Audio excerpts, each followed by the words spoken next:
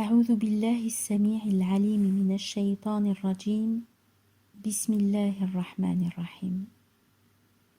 Chapitre 59.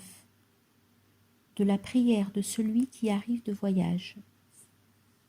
Ka'b ibn Malik a dit: quand le prophète alayhi salatu wassalam revenait de voyage, son premier soin était d'aller à la mosquée et d'y faire une prière. Jabir ibn Abdullah a dit: j'allais trouver le prophète alayhi salatu wassalam qui était à la mosquée. Accomplis 2 cycles de prière, me dit le prophète. Or, le prophète me devait de l'argent. Il s'acquitta alors de sa dette et me donna même plus qu'il ne devait. Chapitre 60. Quand il entre dans la mosquée, que le fidèle effectue 2 cycles de prière. Selon Abu Qatada as-Salami, l'envoyé de Dieu alayhi salatu wassalam a dit: lorsque l'un d'entre vous pénètre dans la mosquée, qu'il effectue 2 cycles de prière avant de s'asseoir. Chapitre 61. De l'impureté qui survient aux fidèles dans la mosquée. D'après Abu Huraira, l'envoyé de Dieu alayhi salatu wassalam a dit: les anges prient sur chacun de vous tant qu'il reste à l'endroit où il fait sa prière et qu'il ne lui survient pas quelque impureté. Les anges disent: ô mon Dieu, pardonne-lui, ô mon Dieu, fais-lui miséricorde. Chapitre 62. De la construction de la mosquée du prophète alayhi salatu wassalam. Abu Saïd a dit: le plafond de la mosquée était formé de branches de palmier. Omar donna l'ordre de reconstruire la mosquée. Fais, dit-il à l'architecte, que les fidèles soient à l'abri de la pluie, mais garde-toi de rien peindre en rouge ou en noir, ce qui leur causerait des distractions. Anas a dit: ils seront fiers de leur mosquée, puis ils ne les fréquenteront que rarement. Ibn Abbas a dit: ils ne manqueront pas de les décorer d'ornements comme l'ont fait les Juifs et les chrétiens. Abdallah rapporte que du temps de l'envoyé de Dieu, alayhi salatu wassalam, la mosquée était bâtie en briques crues. Le plafond était fait de branches de palmier et les colonnes étaient des troncs de palmier. Abu Bakr n'y changea rien. Omar l'agrandit, mais la rebâtit telle qu'elle était du temps du prophète, alayhi salatu wassalam, c'est-à-dire en briques crues et en branches de palmier. Il renouvela les colonnes qui restèrent en bois. Uthman modifia la mosquée et y fit des agrandissements considérables. Il bâtit les murs en pierre de taille avec mortier de chaux. Les colonnes furent faites en pierre taillée et le plafond en bois de teck. Chapitre 63. De l'aide mutuelle que les fidèles se doivent pour la construction de la mosquée.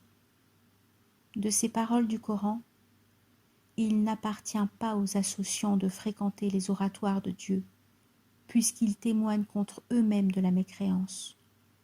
Ceux-là, toute leur entreprise crève. Ils seront dans le feu pour l'éternité.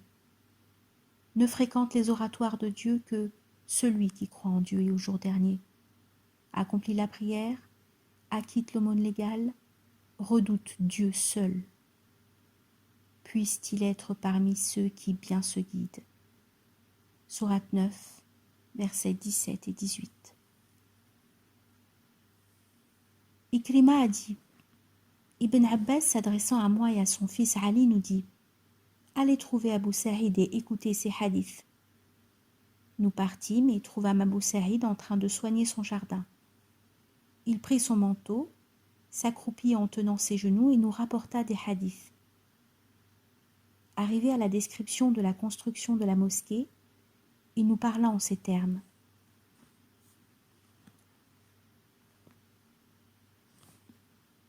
nous portions les briques crues une à une, tandis que Ammar les portait 2 par 2.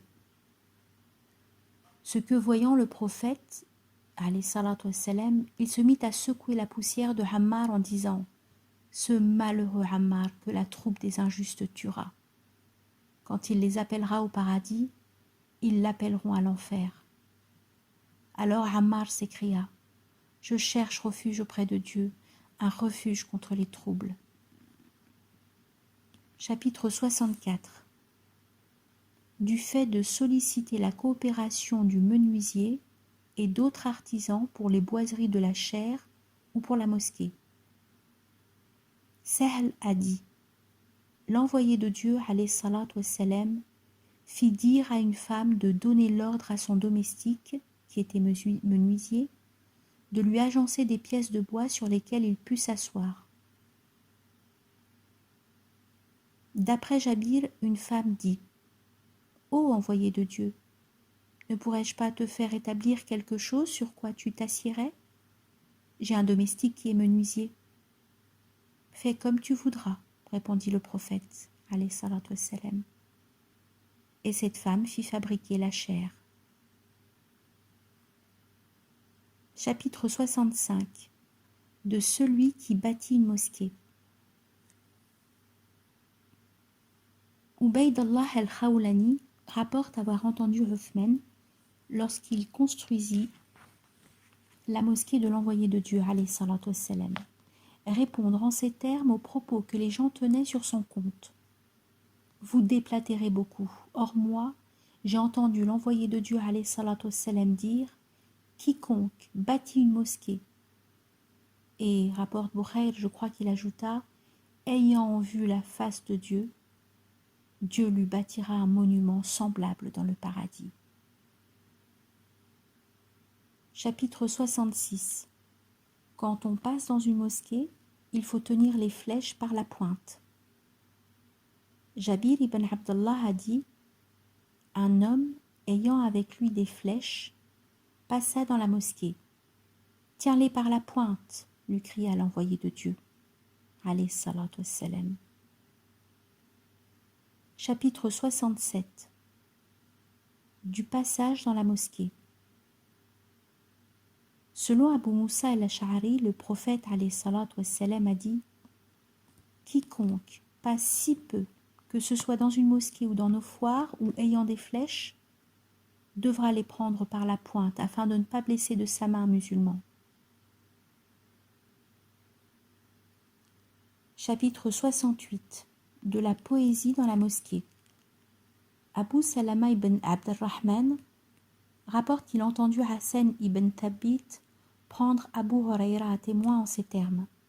« Au nom de Dieu, je t'adjure de déclarer si tu as entendu le prophète alayhi salatu wassalam dire « Ô Hassan, réponds pour l'envoyé de Dieu.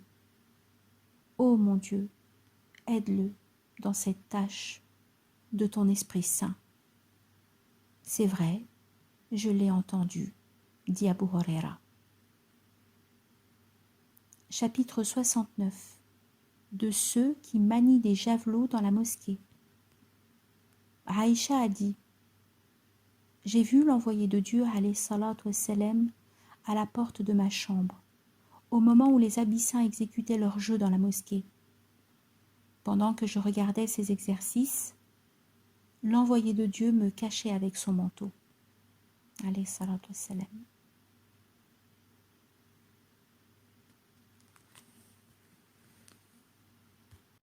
Chapitre 70. Du fait de parler vente et achat sur la chaire de la mosquée. Aïcha a dit que Barira, bint Safwan, vint la trouver et lui demanda de l'affranchir contractuellement. « Si tu veux, répondit Aïcha, je donnerai à tes maîtres ce que tu restes leur devoir, et le droit de patronage sur toi m'appartiendra. » Les maîtres de Barira dirent alors « Si tu veux, Aïcha, tu donneras ce qu'elle reste devoir. » Soufiane, rapportant cette tradition, a dit une fois « Si tu veux, affranchis-la, et le droit de patronage nous appartiendra. » Quand l'envoyé de Dieu vint, alayhi salatu wassalam, Aïcha lui raconta ce qui s'était passé. « Eh bien, lui dit-il, achète-la et affranchis-la. le droit de patronage n'appartient qu'à celui qui a affranchi.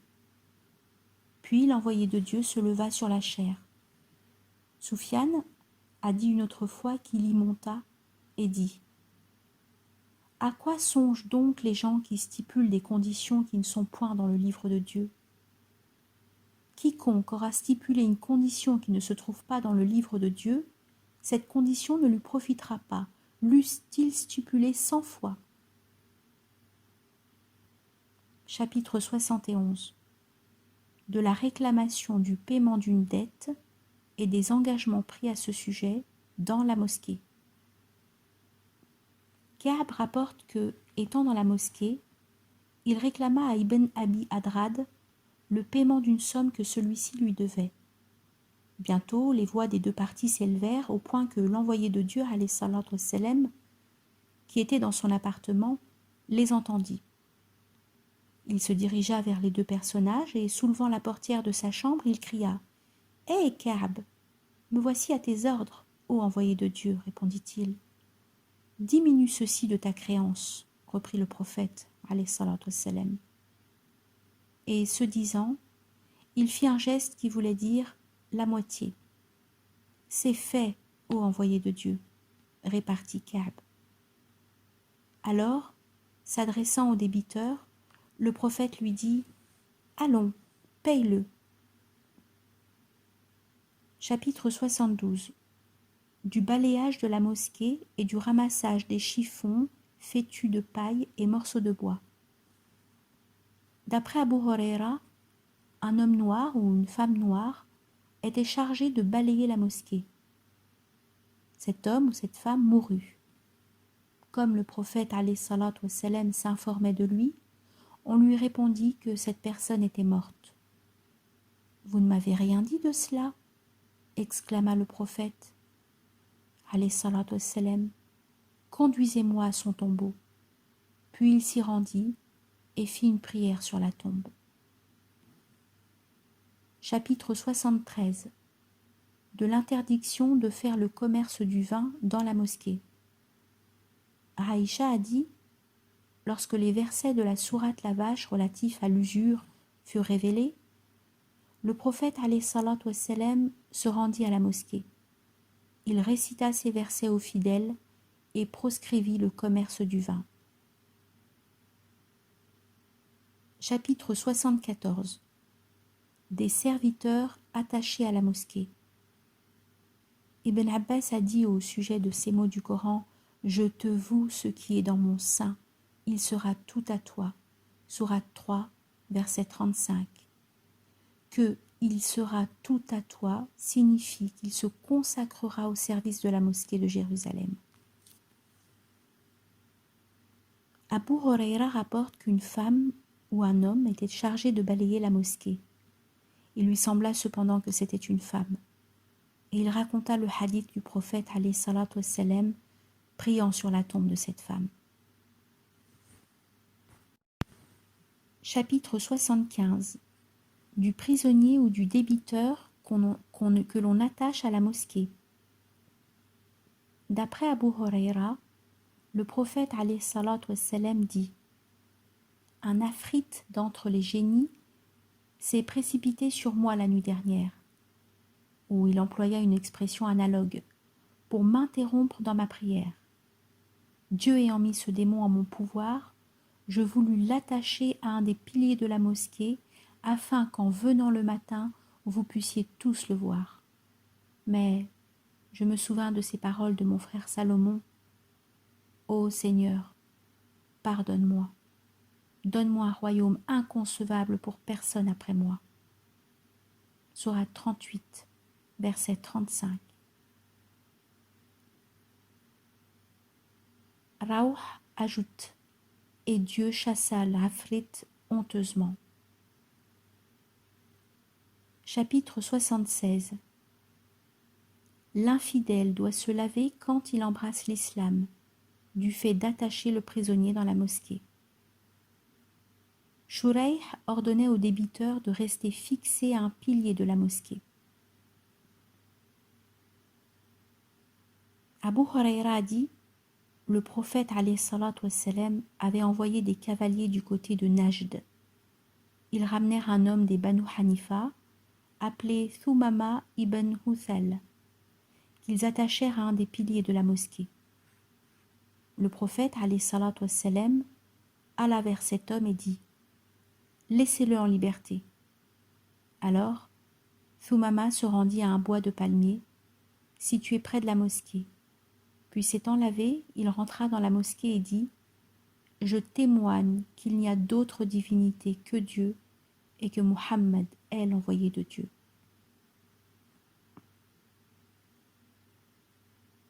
Chapitre 77. De la tente dressée dans la mosquée à l'usage des malades ou de toute autre personne. Aïcha a dit « Le jour de la bataille du fossé, Saad fut atteint à la veine médiane du bras.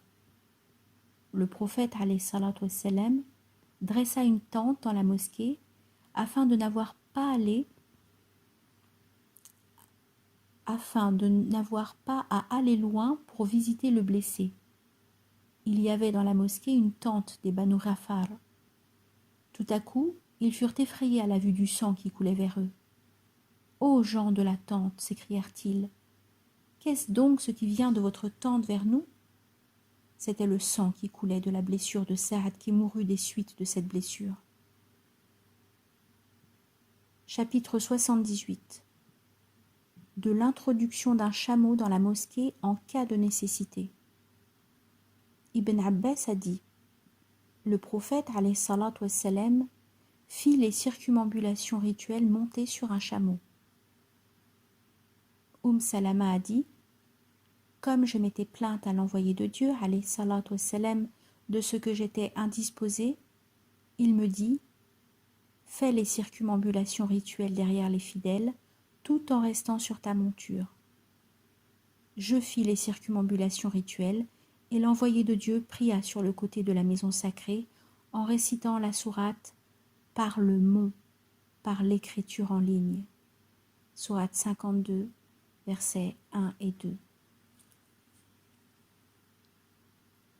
Chapitre 79.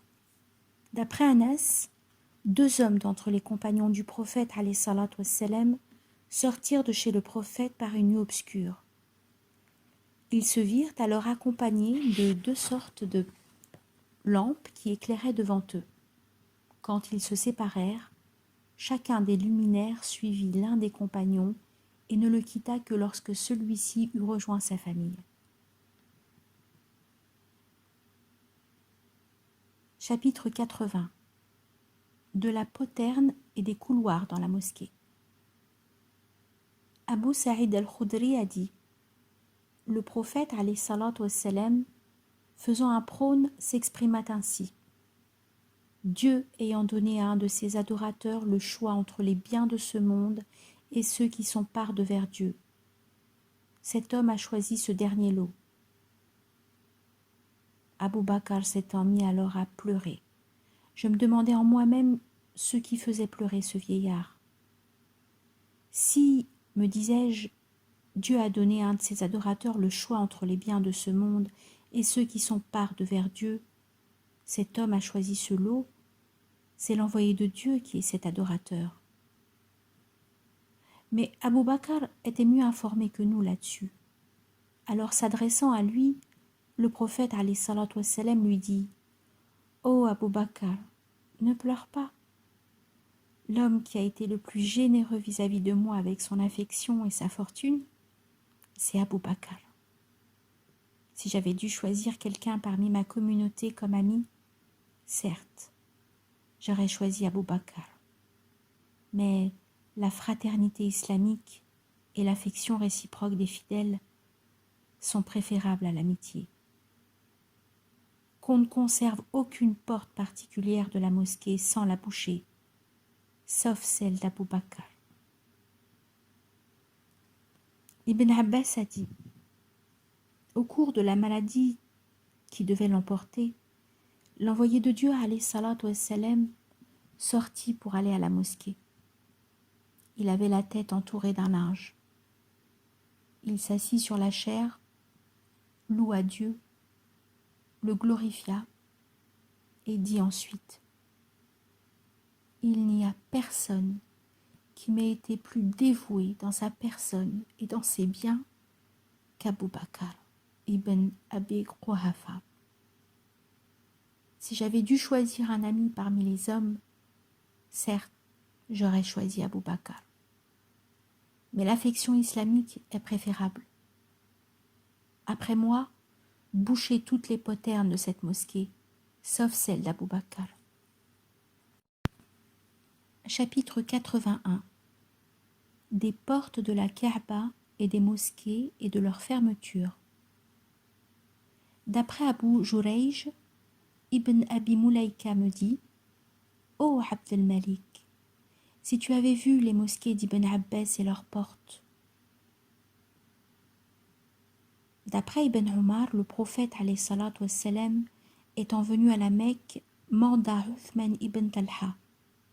Celui-ci ouvrit la porte de la Kaaba et le prophète alayhi salatu wassalam y entra avec Bilal, Oussama ibn Zaïd et Uthman ibn Talha. La porte fut ensuite fermée et après être resté un instant dans la maison sacrée, le prophète alayhi salatu wassalam en sortit ainsi que ceux qui l'accompagnaient. Aussitôt, dit Ibn Omar, je me précipitai vers Bilal et le questionnai. Le prophète, me répondit-il, a prié. À quel endroit, répliquai-je. Entre les deux colonnes, reprit Bilal. Mais, ajoute Ibn Omar, il ne me vint pas à l'esprit de demander combien de cycles de prière il avait accomplis. Chapitre 82. De l'entrée d'un associant dans la mosquée. Abu Huraira a dit: l'envoyé de Dieu alayhi salatu wassalam avait envoyé un parti de cavaliers du côté du Najd. Ils ramenèrent un homme des Banu Hanifa nommé Thumama ibn Huthal et ils l'attachèrent à un des piliers de la mosquée. Chapitre 83. Du fait d'élever la voix dans les mosquées. Saïb ibn Yazid a dit: j'étais debout dans la mosquée lorsque quelqu'un me lança un caillou. Je regardai et vis Omar ibn al-Khattab qui me dit: va et amène-moi ces deux individus. Je les lui amenai. Qui êtes-vous? Et d'où êtes-vous? Leur demanda-t-il. Nous sommes des gens de At-Taïf, répondirent-ils. Si, reprit-il, vous aviez été des gens de la ville, je vous aurais fustigé, car vous élevez la voix dans la mosquée de l'envoyé de Dieu, alayhi salatu wassalam. Ka'b ibn Malik rapporte qu'au temps de l'envoyé de Dieu, alayhi salatu wassalam, il réclama dans la mosquée à Ibn Abi Adrad une somme que celui-ci lui devait. Tous deux élevèrent la voix si bien que l'envoyé de Dieu, alayhi salatu wassalam, qui était chez lui, les entendit. Il se dirigea vers eux et, soulevant la portière de sa chambre, il interpella Ka'b ibn Malik en ces termes. « Hé Ka'b, à tes ordres, répliqua celui-ci. Alors l'envoyé de Dieu lui fit signe de diminuer de moitié la somme qu'il réclamait. C'est fait, dit Ka'b. Eh bien, dit l'envoyé de Dieu au débiteur, allons, acquitte-toi. Chapitre 84. Du fait de former cercle et de s'asseoir dans la mosquée. Ibn Omar a dit: pendant que le prophète alayhi salatu wassalam était en chair, un homme lui posa la question suivante. Que penses-tu de la prière de la nuit? Elle se fait, répondit-il, par 2 cycles de prière. Si l'un de vous craint d'être surpris par l'heure de la prière de l'aube, qu'il fasse un cycle de prière, et alors sa prière sera à cycle impair. Ibn Omar disait encore: faites un cycle de prière impair à la fin de vos prières de la nuit, car le prophète alayhi salatu wassalam l'a ordonné ainsi. D'après Ibn Omar, tandis que le prophète alayhi salatu wassalam faisait le prône, un homme s'avança vers lui et lui dit « Comment prie-t-on la nuit ?»« 2 cycles de prière, répondit-il. Mais si tu crains de te laisser surprendre par l'heure de la prière de l'aube, fais un cycle de prière unique, afin que toutes les prières que tu as faites aient un nombre impair de cycles. » Abu Waqid al-Laythi a dit « Pendant que le prophète alayhi salatu wassalam était dans la mosquée, 3 individus entrèrent. 2 d'entre eux s'avancèrent vers l'envoyé de Dieu alayhi salatu wassalam, l'autre s'en alla. Un des 2 qui était resté assis, voyant une place vide dans le cercle, y prit place. Quant à l'autre, il s'assit en arrière des fidèles. Quand l'envoyé de Dieu eut terminé, alayhi salatu wassalam, il dit « Je vais vous renseigner au sujet de ces 3 individus. Un d'eux a demandé asile à Dieu, et Dieu le lui a accordé. Le second a eu honte. Aussi, Dieu a eu honte de lui. Enfin, le 3e s'est détourné, et Dieu s'est détourné de lui. » Chapitre 85. Du fait de se renverser sur le dos et d'allonger les jambes dans la mosquée. Abdullah ibn Zayd al-Mazini rapporte qu'il vit l'envoyé de Dieu alayhi salatu wassalam dans la mosquée, étendu à la renverse et une jambe passée sur l'autre. D'après Saïd ibn al-Musayyib, Umar et Uthman en faisaient autant. Chapitre 86. L'oratoire peut être sur la voie publique sans qu'il en résulte d'inconvénients pour les fidèles. Telle est l'opinion d'Al-Hassan, d'Ayoub et de Malik. Aïcha, la femme du prophète, alayhi salatu wassalam, a dit « Je n'ai jamais connu nos parents autrement que pratiquant l'islam. Il ne se passait pas un seul jour sans que l'envoyé de Dieu, alayhi salatu wassalam, ne vint nous voir. Ces visites avaient lieu aux 2 moments extrêmes de la journée, le matin, le soir. Mon père, Abu Bakr, trouva bon d'installer un oratoire sur le pas de la porte de sa maison. Il y priait et récitait le Coran. Les femmes et les enfants des associants s'arrêtaient devant lui et le regardaient avec étonnement.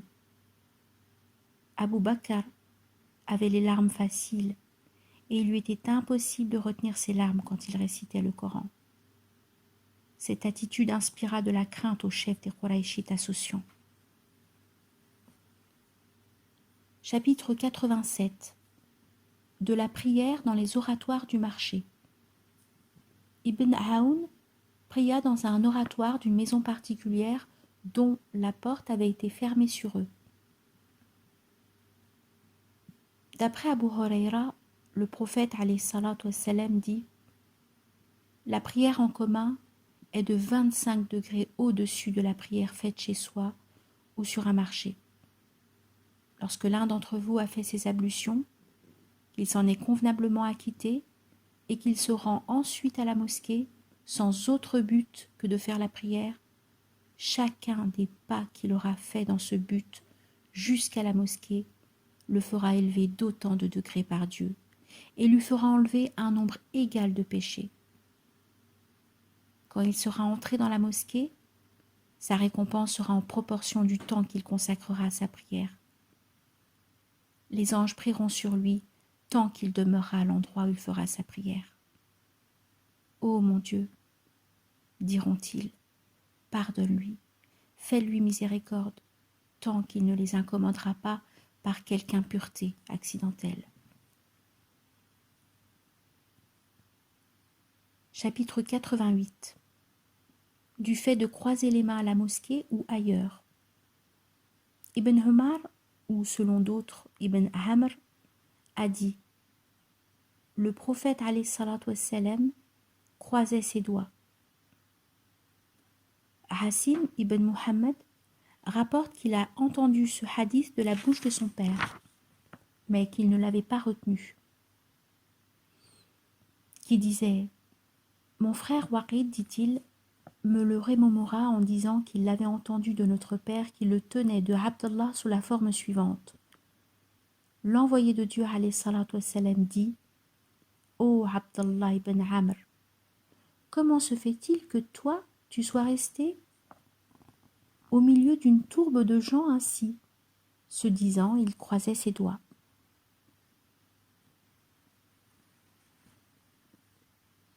D'après Abu Moussa, le prophète alayhi salatu wassalam a dit: le croyant, par rapport à un autre croyant, est comme les matériaux d'une construction qui se soutiennent les uns les autres. Et ce disant, il croisait ses doigts. D'après Ibn Sirin, Abu Huraira a dit: l'envoyé de Dieu alayhi salatu wassalam fit avec nous une des 2 prières du soir. Et ajouta Ibn Sirin, il désigna une des 2, mais je ne me souviens plus de laquelle.